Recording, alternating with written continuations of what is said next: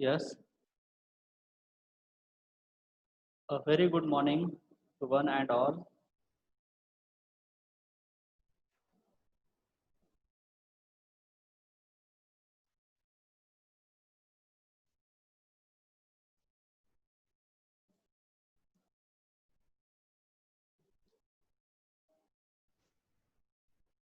Now, आपण आजच्या लेक्चरमध्ये क्रिएटिव्ह पिच हा घटक पाहणार आहोत. तर त्यासोबतच एजन्सी कॉम्पेन्सेशन, जाहिरात संस्थांचा मोबदला आणि जाहिरात संस्थेमध्ये कोणकोणत्या करिअर जे आहेत, रोजगाराच्या कोणत्या संधी आहेत हे आजच्या लेक्चरमध्ये आपण पाहणार आहोत.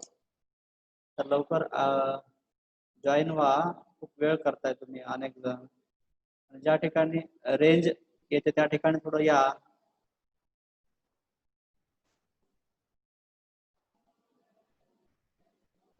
ठीक आहे. क्रिएटिव्ह पिच आपण पाहणार आहोत. क्रिएटिव्ह पिच म्हणजेच क्रियाशील पिच म्हणजे काय? तर क्रियाशील पिच म्हणजे थोडक्यात जाहिरात संस्था जेव्हा जाहिरातीचं सादरीकरण आपल्या ग्राहकांसाठी, क्लायंटसाठी करत असते, तर तेव्हा आपण त्याला क्रिएटिव्ह पिच, क्रियाशील पिच असं आपण म्हणतो. की क्रिएटिव्ह पिच हे प्रमोशनल मेसेजेस असतात. जाहिरात संस्था स्वतःला प्रमोट करण्यासाठी, स्वतःचं सादरीकरण करण्यासाठी आपल्या जाहिराती कशा कॅप्टिवेटिंग आहेत, आकर्षक आहेत आणि इनोव्हेटिव्ह आहेत हे सांगण्यासाठी सादरीकरण करावं लागतं. हॉलमध्ये असेल किंवा जाहिरात संस्थेमध्ये असेल की जाहिरात संस्था प्रत्यक्ष जाहिरातदाराला भेटून आपल्या वेगवेगळ्या स्टोरी बोर्ड्स असतील ते सादरीकरण करत असते.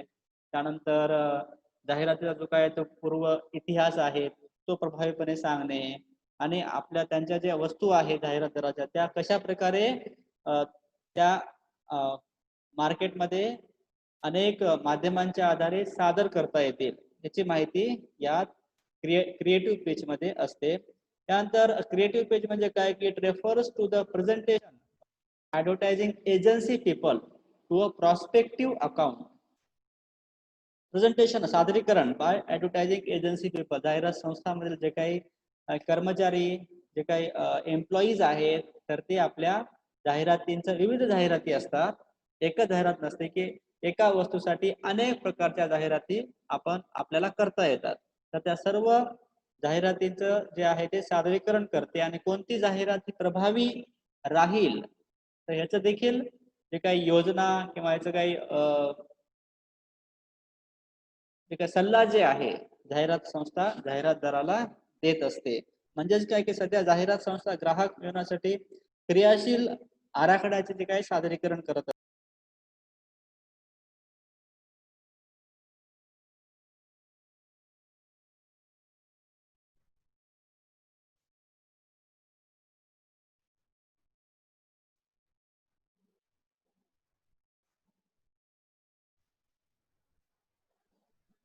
तर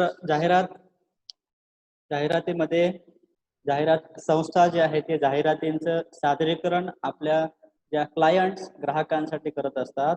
आता यासाठी कोणकोणत्या जाहिरातीचं सादरीकरण करण्यासाठी कोणकोणत्या टप्प्यांचा समावेश हा जाहिरातीचा पिच तयार करण्यामध्ये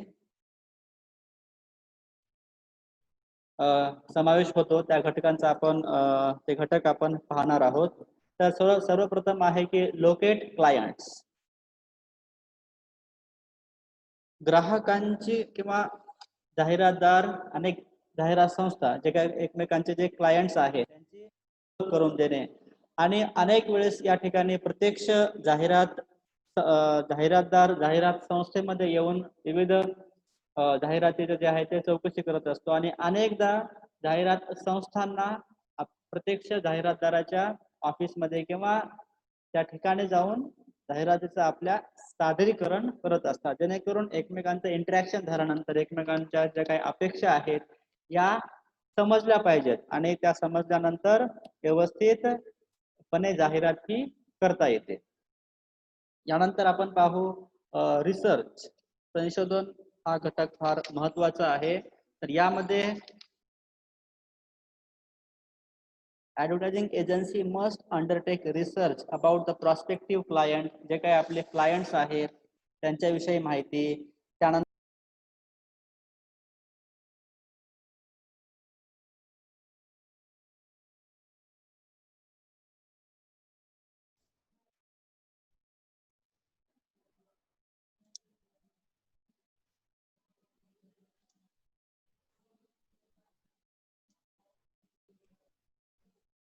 steps of creative pitch, the locate clients, आपण आता हा घटक पाहिला. त्यानंतर research, advertising agency is expected to do a lot of research about the modifications in the products, the new trends which are coming in the market, then expansion of the market, the geographical area, their needs, and the availability of market, I mean local market, state level market, district level market, rural market, as well as metropolitan city market. They should divide, and as per the requirements of the advertisement, they should reproduce the ads through various medias. Print media is very effective in metropolitan cities because so many people daily read magazines, periodicals, newspapers, and so on. So print and radio is also effective in a city or metropolitan cities. Radio Mirchi, such programs are popular in metropolitan as well as cities. So which, I mean, media should be followed, that advertising agency do research about the things that I have discussed. Then discussion with the client. Discussion with the client means uh, which market research or market plan has to advertise. The discussion about advertising campaign is also important. Sales promotion, in sales promotion which sort of concessions or discounts on which occasion or which festivals, or which festival in which geographical area or state has to offer. Now on 31st August there was Onam at 31st August, Onam. Yes, Onam at Kerala. So Kerala market should be different from the market in Maharashtra, obviously, because the festivals, then some rituals, traditions, they also play a crucial role in buying motives of the customers. And during Ganpati festival or during Diwali or some or Ramzan Eid, so various um, religion and the buying motive behind it, it differs from state to state, religion to religion, and so many factors are available like festivals and so on. So discussion with the client is important in order to give sales promotion, testing advertising effectiveness. Then actually, prospective clients informally to ascertain their needs and expectations from the advertising agency. What are the expectations from the advertising agencies? So expectations must be discussed with the advertiser. So mutual understanding and discussion, interaction play a vital role in this regard. Then preparing outline of pitch. Pitch sadrikaran. Then after a discussion with the client, an outline of the pitch is made. The agency must try to make its pitch stand out from the crowd. It must avoid uh, both jargons. Means it should not be complex. The pitch should be simple, clear, understandable, and catchy. And it must remember. It should be as easy that it is very easy to understand and digest and remember. And automatically, if three things will happen, then automatically buying motive will generate in the minds of customers. So it has advertising impact is overall all pervasive. Then afterwards, preparing outline of pitch through the help of layouts, आराखडा तयार करणे, story boards तयार करणे, preparing outline of pitch या आधारे जे आहे ते स्टोरी बोर्ड्स, स्केचेस, जे आहे ते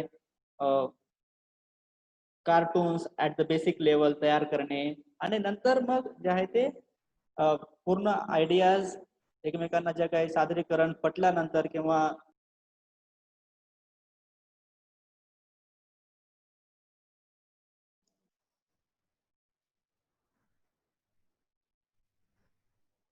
okay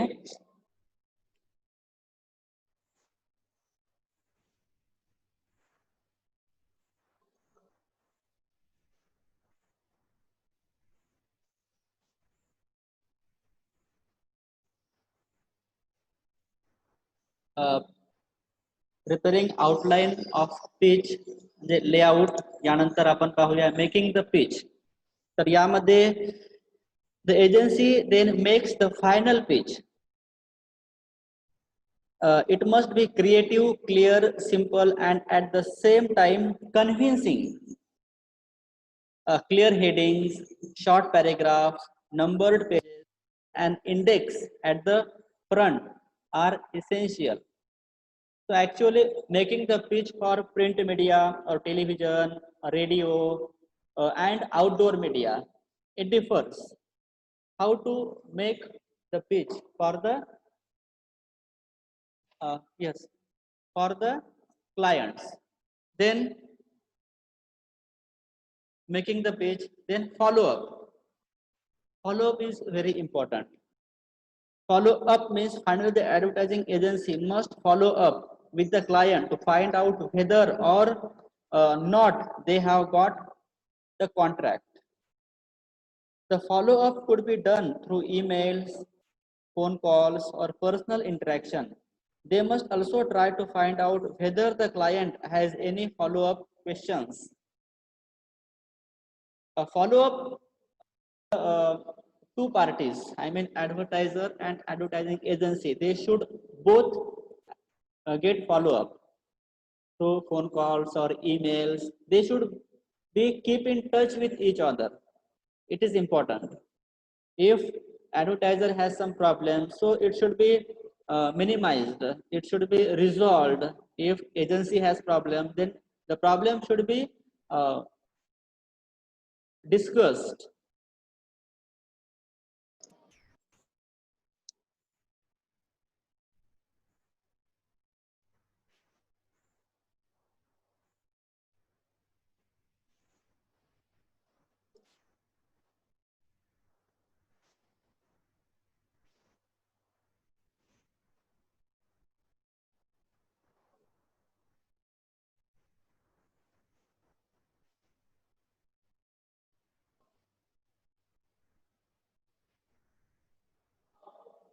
Am I audible?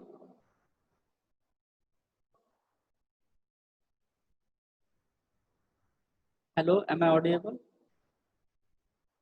Yes, sir. Okay. Some internet connectivity and instability, the problems are occurring. And follow up. Creative page मध्ये दोघांनाही आवश्यक आहे. जाहिरात संस्था आणि जाहिरातदार हे दोघांनी फॉलोअप हा घ्यायला हवा जर प्रभावी जाहिरात तयार करण्याची असेल तर. क्रिएटिव्ह पेज म्हणजे की जाहिरात प्रत्यक्षात निर्माण होण्यापूर्वी सादरीकरण विविध प्रकारे करावं लागतं आणि हे सादरीकरण म्हणजेच क्रिएटिव्ह पेज ही जाहिरात निर्माण होण्यापूर्वीची स्टेप आहे. त्यानंतर आपण पाहूया एजन्सी कम्पेन्सेशन. जाहिरात संस्थांचा मोबदला हा आपण पाहणार आहोत. तर जाहिरात संस्था कशा प्रकारे मोबदला घेते, त्याची पद्धत कोणकोणती आहे. तर पहिल्यांदा जाहिरात संस्था जे आहे ते ब्रेड अँड बटर त्यांचे जे काही एम्प्लॉईज आहेत, जे काही कर्मचारी आहेत आणि जे काही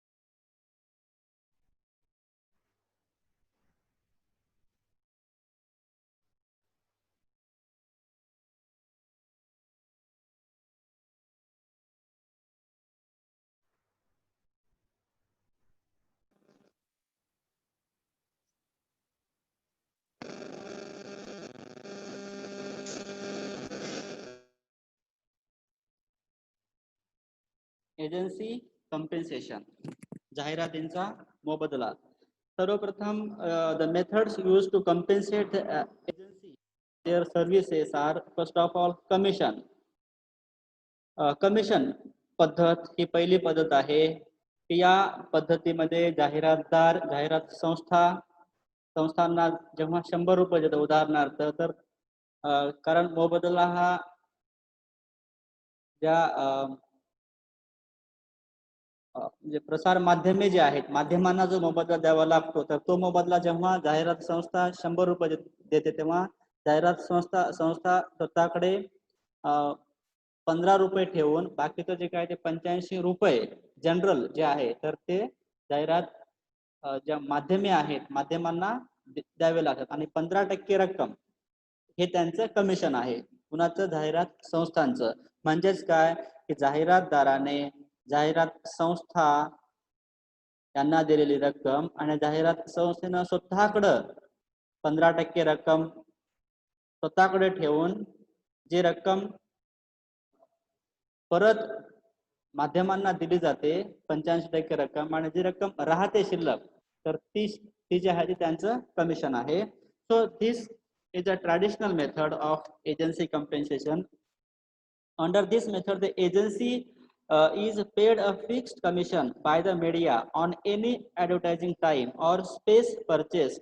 The media owners pay 15% commission on gross billing amount to the advertising agency. However, only those agencies which are accredited are entitled to a commission of 15%. The rates for outdoor media are slightly higher, that is 16.66%. तर ही जी आहे ती पारंपरिक मोबदला जाहिरात संस्थांची पद्धत आहे. 15% commission जे आहे ते जाहिरात संस्था या घेत असतात. त्यानंतर आपण पाहूया की एजन्सी फी जी आहे ती फी पद्धत.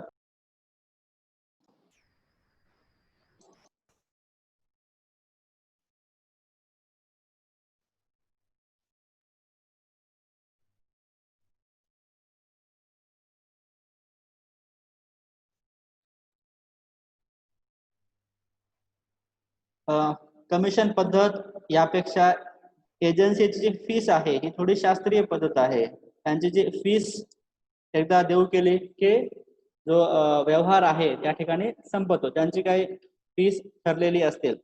This method is more objective as compared to the commission method. It is fair to both the parties, that is to the advertiser and advertising agency.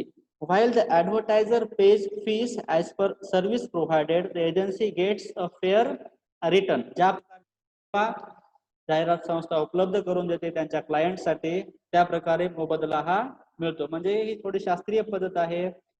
गुणवत्ता कशा प्रकारची आहे एजन्सीची, अशा या तत्वाच्या आधारे जे आहे ते क्वालिटीच्या आधारे जाहिरातीचा जो आहे तो मोबदला दिला जातो एजन्सी फीस मध्ये. त्यानंतर एजन्सी चार्जेस जे आहेत, एजन्सी जे आहे ते काही अमाऊंट हे चार्ज करते, कारण जी फीस ठरलेली आहे त्याच्यापेक्षा जास्त आर्ट वर्क असेल काही किंवा काही क्रिएटिव्ह काम करत असताना आपल्याला क्रिएटिव्हिटी सुचते, जाहिरात संस्थांना सुचत असते, पण त्याला खर्च हा जास्त येतो, चार्जेस हे जास्त लागतात. जे काही कार्य 2 दिवसामध्ये व्हायचं तर तेच कार्याला 8 दिवस लागतात, म्हणजे मग चार्जेस हे जास्त वाढू शकतात. उदाहरणार्थ आर्ट वर्क असेल, कॉम्प्रिहेन्सिव्ह लेआउट असेल, प्रिंटिंगचा खर्च जास्त येतो, रेडिओ अँड टेलिव्हिजन असतील. In such case, the agency charges its clients for such expenses. The suppliers of the services may pay commission to the agency for large or regular orders. Thus, this method is profitable to the agency. Agency charges जे काही जास्त पैसा जाहिरात product produce करत असताना होत असतो, तर हा जो खर्च आहे जास्त मोठ्या प्रमाणामध्ये चार्जेस म्हणून जाहिरात संस्था या घेत असतात. तर यानंतर कॉस्ट प्लस सिस्टीम आपण पाहूया, खर्च अधिक नफा पद्धत. तर under this method the client agrees to pay the agency the cost of work, that is employees cost and out of pocket expenses plus a certain percentage of this amount ते 20% to 25% to cover overheads as well as profits to the agency. खर्च अधिक नफा पद्धत आहे. जेवढा खर्च हा झालेला असतो त्याच्या अजून जास्त प्रमाणामध्ये जे आहे ते त्याचा मोबदला हा दिला जातो. यानंतर under this method the client agrees to pay the agency the cost of work, that is employees cost, out of pocket expenses, कर्मचाऱ्यांवर किती प्रकारे खर्च झालेला आहे. त्यानंतर त्यांनी स्वतः जे आहे ते किती खर्च केलेला आहे आणि ह्याच्या आधारे खर्च किती झालेला आहे आणि 10%, 20% जो आहे तो नफा हा जाहिरात संस्थांना जाहिरातदार देत असतात. तर ह्याला काय म्हणायचं, कॉस्ट प्लस खर्च अधिक नफा पद्धत. जेवढा खर्च झालेला आहे, समजा 10 रुपये खर्च झालेला आहे जाहिरात निर्माण करण्यासाठी, तर जे काय आहे ते मग 2%, 3% जे काही रक्कम होत असते तर ते नफा म्हणून जाहिरात संस्था स्वतःकडे ठेवून घेते. ही पद्धत आहे. त्यानंतर इन्सेंटिव्ह बेस्ड कम्पेन्सेशन शेवटचं काय आहे, at time the client may give incentive, काही सवलती या देण्यात येतात यामध्ये to the agency to meet its predetermined performance goals. For instance additional incentive may be given when the advertising campaign meets with good success. समजा जाहिरात मोहीम चांगल्या प्रकारे यशस्वी केलेली आहे, सर्वांनी जीव तोडून कष्ट केलेले आहे, तर त्यासाठी अनेकदा जाहिरातदार आहे तो जास्त 1%, 2% हे जास्त मोबदला देत असतो, जेणेकरून त्यांचं जे काही ते मोटिवेशन किंवा त्यांनाही प्रोत्साहन भेटायला हवं. आणि या उलट जेव्हा जाहिरात किंवा काही प्रमाणामध्ये जेव्हा माध्यमे सवलती देतात, तर ते जी सवलत दिलेली आहे माध्यमाने मोबदल्याची, तर ती जी सवलत आहे ते अनेकदा जाहिरात करता तुम्ही घ्या म्हणतात जाहिरातदारांना, पण जाहिरातदार कधी ऍज अ गुडविल किंवा गुड फेथ तुम्हीच राहू द्या असं म्हणलं तर त्यांनाही बरं वाटतं. म्हणजे इन्सेंटिव्ह बेस्ड कम्पेन्सेशन आहे हे, जे काही at time the client may give incentive to the agency. जे काही उदाहरणार्थ आपण सांगायचं असेल तर जे काही प्रलोभने आहेत, कार्यक्षमतेवर आधारित प्रलोभने आहेत, यामध्ये पहा मोबदला मिळवण्यासाठी ही शास्त्रीय पद्धत आहे. या पद्धतीमध्ये जाहिरात संस्थांना मिळणारा मोबदला हा जाहिरातीच्या परिणामकारकतेवर म्हणजे जाहिरातदाराला जाहिरातीने उद्दिष्ट साध्य करून देण्यावर अवलंबून असतो. म्हणजे अधिक प्रभावी जाहिरात जास्त मोबदला मिळवून देते, म्हणजेच जाहिरातीच्या कार्यक्षमतेवर मोबदला अवलंबून असतो. परंतु अनेकदा कार्यक्षमतेचे किंवा प्रभावीपणाचे मोजमाप करणे अवघड असते. ठीक आहे, इन्सेंटिव्ह ज्याप्रमाणे बाजारपेठेमध्ये वस्तूंना मोठ्या प्रमाणात वस्तूंना बाजारपेठ उपलब्ध होते जाहिरात मोहीम प्रभावीरित्या आखल्यामुळे असेल किंवा जाहिरात प्रभावीपणे केल्यामुळे, पण याचं मोजमाप करणं अवघड असतं. पण प्रलोभने जे आहे ते व्यक्तीची किंवा जाहिरात संस्थेची आपल्याला काहीतरी मिळेल, जास्त मोबदला मिळेल ह्याची आशा असते, पण काही हे चुकीचं नाही आशा करणं. तर यामध्ये आपण पाहिलं आहे की जाहिरात संस्थांचा